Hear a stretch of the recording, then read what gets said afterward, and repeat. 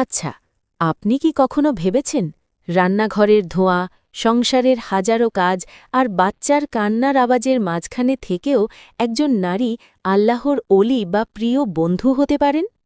আমরা অনেকেই ভাবি জান্নাতি হতে হলে হয়তো সারাদিন জায়নামাজে বসে থাকতে হবে, সংসার ফেলে শুধু তসবি পাঠ করতে হবে। কিন্তু জানেন কি, ইসলামে একজন নারীর জান্নাতে যাওয়ার পথটা আল্লাহ কতটা সহজ করে দিয়েছেন। প্রিয় বোন, আপনার সারা দিনের হাড় ভাঙা খাটুনি, স্বামীর জন্য অপেক্ষা, সন্তানের যত্ন, এই সবটুকুই হতে পারে আপনার জান্নাতের টিকিট। শুধু প্রয়োজন একটু সুন্দর পরিকল্পনা আর নিয়তের পরিবর্তন।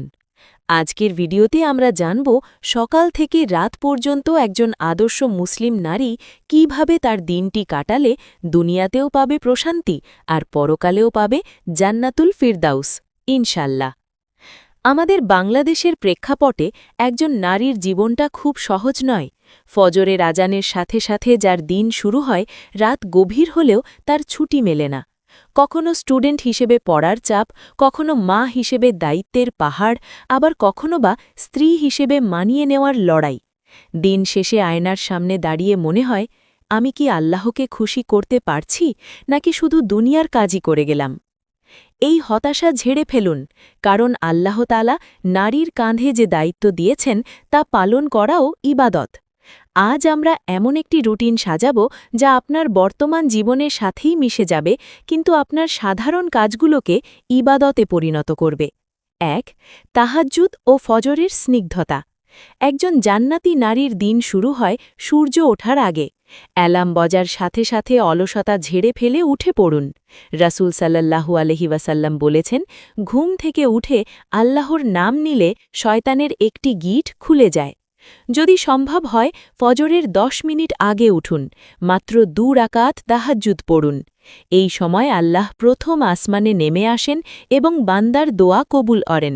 পরিবারের সবাইকে, বিশেষ করে স্বামীকে বা বাবা মাকে নামাজের জন্য ডেকে দিন। এই যে আপনি তাদের ডেকে দিলেন, এটা আপনার জন্য সাদাকা। ২. সকালের বরকত ও জিকির। নামাজ শেষে জায়নামাজে বসেই অন্তত ৫-১০ মিনিট মর্নিং আজকার বা সকালের জিকিরগুলো করুন। সুবহানাল্লাহ, আলহামদুলিল্লাহ।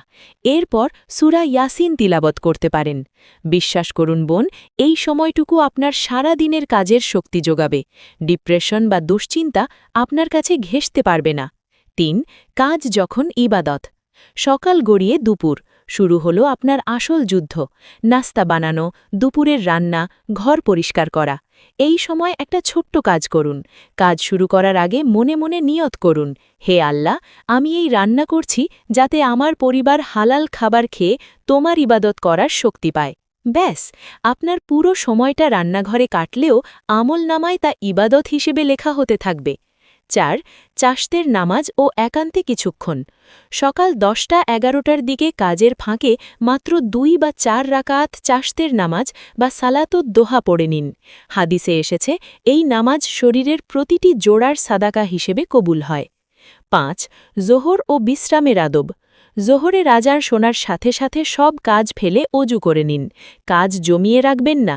জোহরের পর কিছুক্ষণ বিশ্রাম নিন, যাকে কাইলুলা বলা হয়। এটি সুন্নাহ এবং শরীরকে সতেজ রাখে। ৬. আসর ও নিজের যত্ন। আসরের নামাজের পর সময়টা খুব দামি। এই সময়টা মোবাইল স্ক্রোলিং বা গিবত বা পরচর্চা করে নষ্ট করবেন না। আমাদের সমাজে বিকেলের আড্ডায় বা ফোনে অন্যের সমালোচনা করাটা খুব সাধারণ হয়ে গেছে। মনে রাখবেন, গিবত আপনার নেট আমলগুলো আগুনের মতো পুড়িয়ে ছাই করে দেয়। তার চেয়ে বরং এই সময়টায় নিজের যত্ন নিন, পরিষ্কার থাকুন, আর একটা রুটিন করুন। প্রতিদিন অন্তত ২ পৃষ্ঠা কুরআন অর্থসহ পড়ার। ৭. মাগরিব ও পরিবারের সময়। মাগরিবের সময়টা ঘরের পরিবেশ বদলে ফেলুন। ধূপ বা সুগন্ধি ব্যবহার করতে পারেন। মাগরিবের নামাজের পর কিছুক্ষণ আওয়াবিন নামাজ পড়ুন। এরপর সময় দিন পরিবারকে। যদি আপনি বিবাহিত হন, স্বামীর সাথে হাসি মুখে কথা বলুন। সারা দিনের ক্লান্তি ভুলে তাকে সময় দিন। রাসূল সাল্লাল্লাহু আলাইহি ওয়াসাল্লাম বলেছেন, স্বামী স্ত্রী যখন একে অপরের দিকে ভালোবাসার নজরে তাকান, তখন আল্লাহ তাদের দিকে রহমতের নজরে তাকান।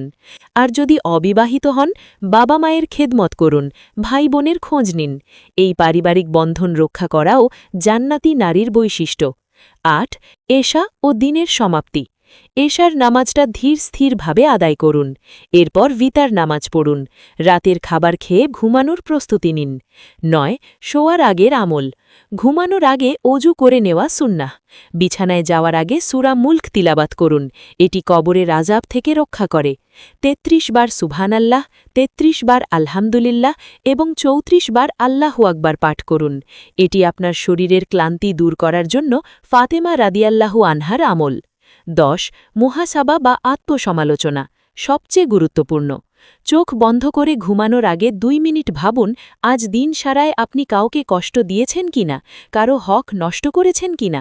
যদি করে থাকেন, মনে মনে আল্লাহর কাছে ক্ষমা চান এবং আজ আপনাকে যারা কষ্ট দিয়েছে তাদের সবাইকে মাফ করে দিন।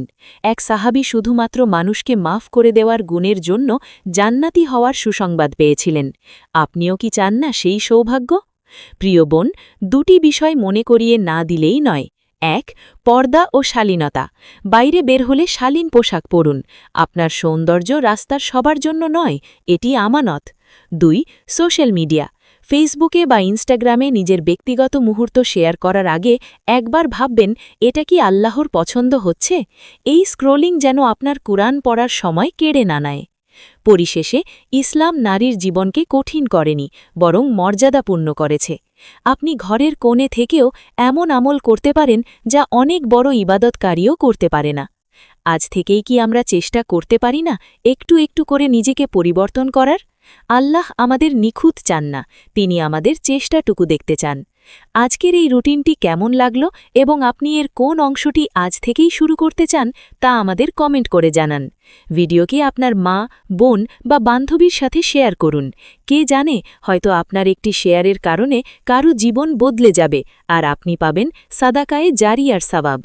আমাদের চ্যানেলে সাবস্ক্রাইব করে দিনী পথে আমাদের সঙ্গী হতে ভুলবেন না। আল্লাহ আমাদের সবাইকে জান্নাতি রমণী হিসেবে কবুল করুন। আমিন।